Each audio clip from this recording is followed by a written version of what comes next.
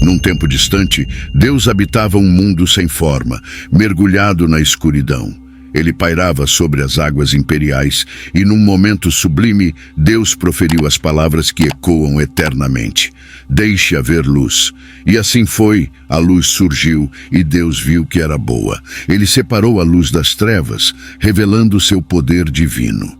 No entanto, uma questão teológica fundamental persiste. De onde veio Deus?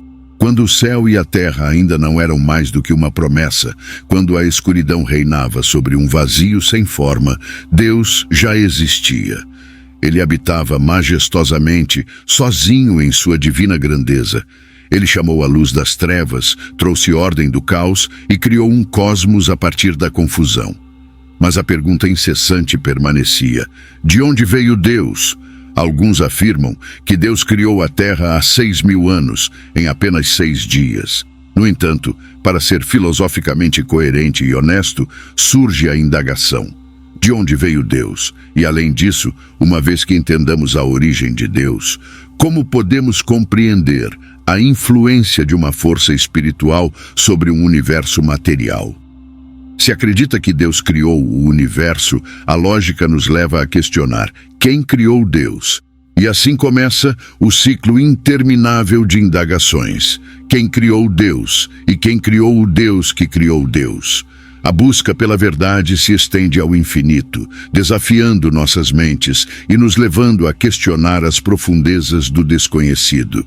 Vamos aprofundar a questão: quem criou Deus? Ao fazermos essa pergunta, imediatamente nos deparamos com a ideia de um Deus criado, o que é intrigante. Essa indagação por si só ilustra um ponto crucial, que a crença em Deus como o Criador é fundamental para a nossa compreensão. No entanto, essa pergunta é intrigante porque nos leva a considerar uma explicação que é mais plausível: a impossibilidade de que algo surja do nada. Se concordarmos que não é possível criar algo a partir do vazio absoluto, chegamos a uma conclusão poderosa: deve haver algo eterno, sempre existente, pois caso contrário, estaríamos presos em um eterno vazio. Portanto, todos nós, de alguma forma, somos forçados a acreditar que algo sempre existiu. Essa é a única explicação lógica. Pois, se aceitarmos que nada pode surgir do nada, então tanto eu quanto você, que estamos aqui discutindo, somos algo, e essa coisa deve ter existido desde sempre.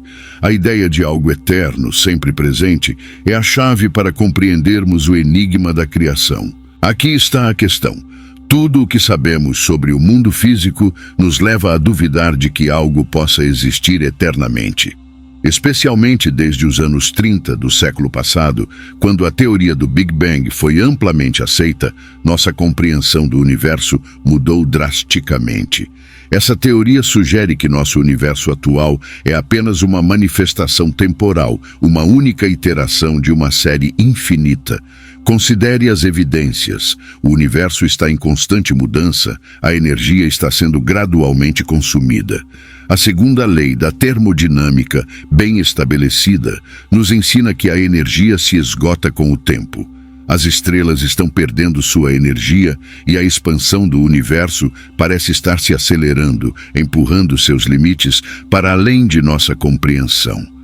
Tudo isso nos leva a concluir que o mundo físico, como o conhecemos, não é um candidato viável para algo que tenha existido eternamente.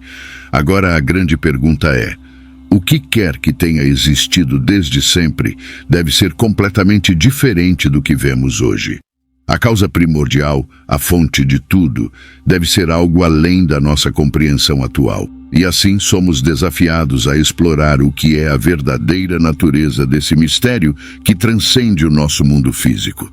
Eu reconheço que a ideia de algo que exista eternamente pode parecer desafiadora, mas eu gostaria de lhe apresentar uma perspectiva diferente. Considere que tudo o que percebemos como realidade contingente, ou seja, as coisas que podem ser de outra forma, são apenas manifestações passageiras. Mesmo objetos aparentemente sólidos, como esta cadeira diante de você, um dia foram simplesmente possibilidades à beira do não ser. Eles não são permanentes, desaparecem com o tempo. A verdade é que todas essas coisas não podem explicar a si mesmas. Elas estão interconectadas, como peças de dominó, em uma cadeia de contingências interdependentes. Em algum ponto, devemos supor que existe algo fundamental, algo completamente diferente do que estamos tentando explicar. No entanto, quando se trata de Deus, a reivindicação central das tradições cristãs, judaicas e islâmicas é que Deus é eterno. Portanto, a pergunta sobre a origem de Deus não se aplica a ele por definição.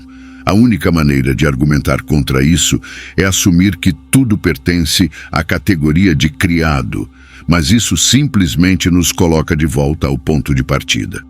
Os gregos antigos exploraram essa questão, e é por isso que o Evangelho de João começa com as palavras: "No princípio, a palavra já era". Essa afirmação nos convida a considerar que todas as coisas têm sua origem em algo eterno e transcendental, algo que está além da nossa compreensão, algo que já existia antes de tudo. Os gregos antigos se interessavam pela questão das duas categorias, o que é criativo e o que já existe. No fim das contas, essa questão se resume a saber se há algo ou alguém que nunca veio a existir. Os cristãos afirmam que esse ser é Deus, e essa afirmação é central para sua fé. A pergunta sobre quem criou Deus pode parecer legítima para alguns, mas eu argumento que não é. Agora, para aqueles que acreditam que o universo criou tudo, quero fazer uma pergunta. Quem criou o Criador do universo? Essa pergunta muitas vezes deixa as pessoas perplexas, e eu mesmo já a fiz a muitos cientistas. Lembro-me de uma ocasião em que estava discutindo com cerca de 1000 cientistas, e um físico veio até mim. Ele disse: "É interessante tudo o que você fala sobre Deus, mas você é cristão, e como cristão você acredita na Trindade, que Jesus era Deus e homem. Isso é absurdo. Você pode me explicar isso?" Eu respondi: "Claro, posso, mas primeiro deixe-me fazer uma pergunta. O que é consciência?"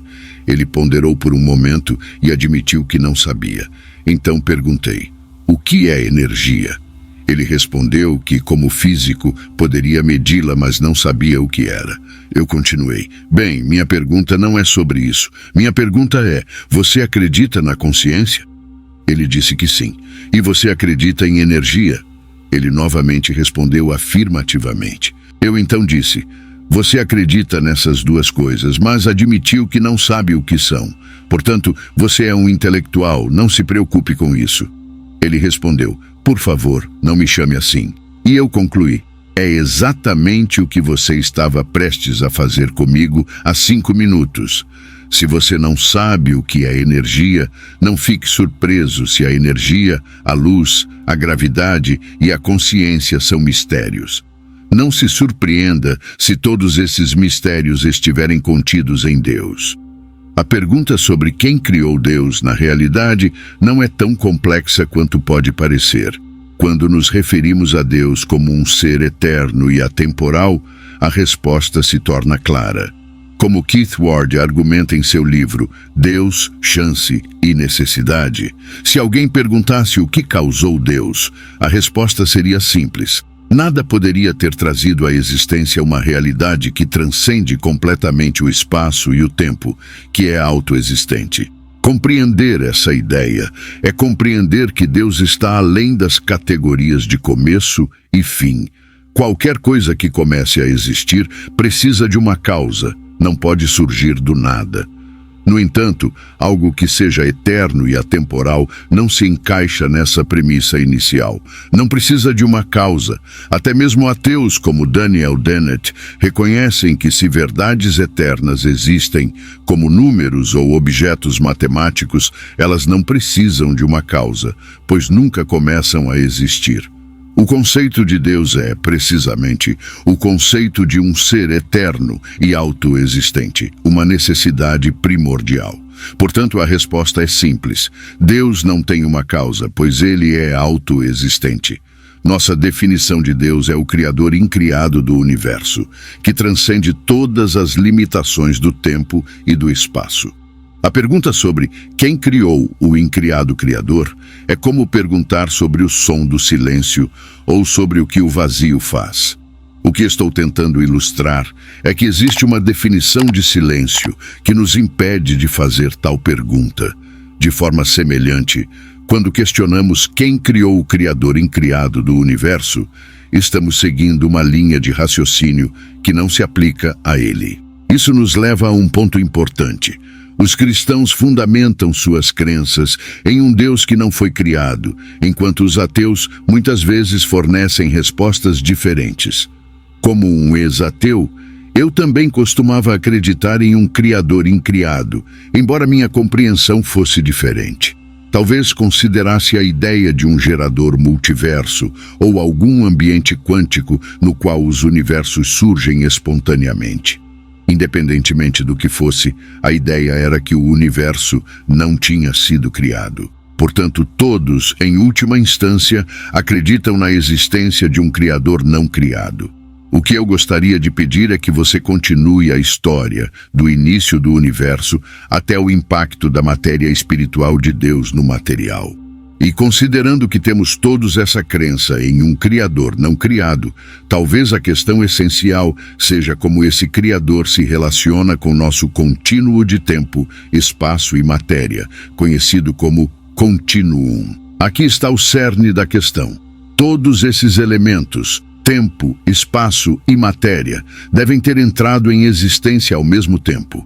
Se houvesse espaço, mas não tempo, onde você o colocaria?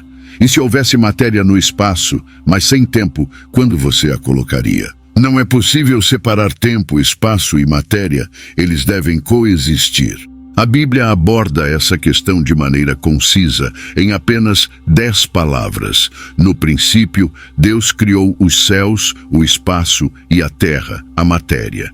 Portanto, o tempo e o espaço foram criados junto com a matéria. Esses 3 elementos formam uma trindade essencial. O tempo abrange passado, presente e futuro. O espaço tem comprimento, largura e altura. A matéria existe nos estados de gás, líquido e sólido. Essa trindade da trindade foi criada instantaneamente, e o Deus que os criou deve estar além deles, transcendendo todas as limitações temporais. Se Deus estivesse sujeito ao tempo, ele não seria verdadeiramente Deus, pois estaria restrito por sua própria criação. O criador deste computador não está preso dentro do computador, manipulando números na tela. Da mesma forma, o Deus que criou este universo não está limitado por ele. Ele está além, acima e através do universo. Ele não é afetado por ele. Agora, quando se trata da alegação de Dan, de que uma força espiritual não pode ter qualquer efeito sobre um corpo material, isso levanta algumas questões intrigantes. Como explicamos emoções, amor, ódio, inveja, ciúmes e racionalidade?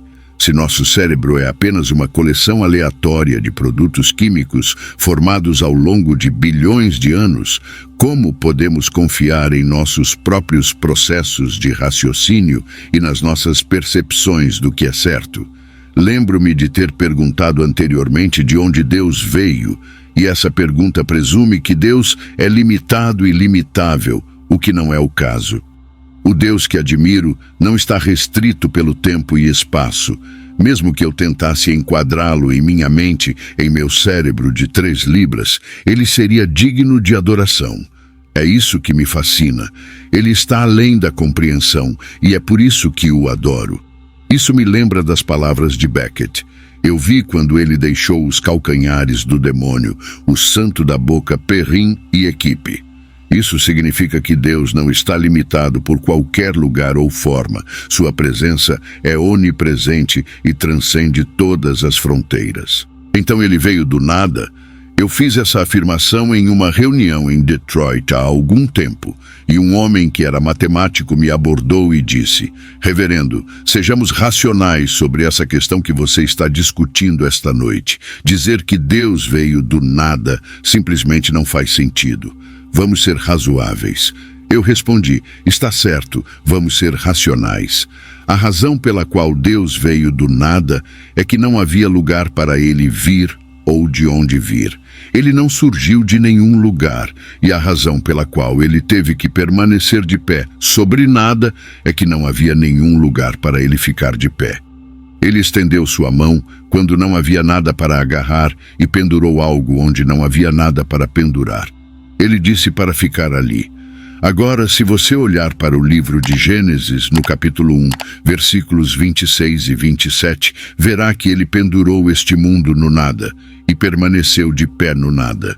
Ele pegou o martelo de sua própria vontade e pegou a bigorna de sua onipotência.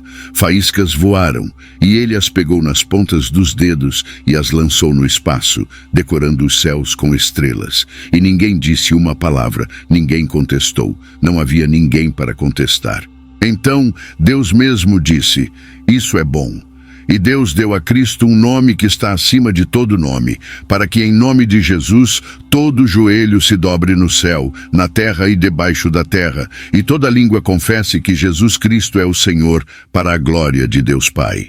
Quero destacar o seguinte ponto: as perguntas sobre a origem de Deus e a natureza da criação são questões profundas que têm intrigado a humanidade ao longo da história.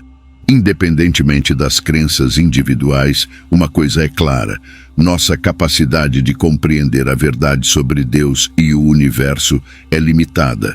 A ideia de um Criador incriado, um Deus além do tempo, espaço e matéria, desafia nossa compreensão, mas também nos lembra da grandiosidade do desconhecido. No final das contas, a busca pela verdade é uma jornada pessoal e espiritual, e cada um de nós pode encontrar significado e propósito à sua maneira. Exploramos perspectivas que convidam à reflexão, à expansão do pensamento e ao reconhecimento da transcendência divina.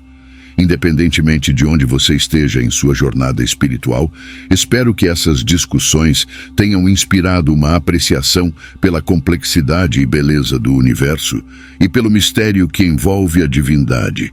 Obrigado por assistir e que sua jornada seja repleta de descobertas significativas e enriquecedoras.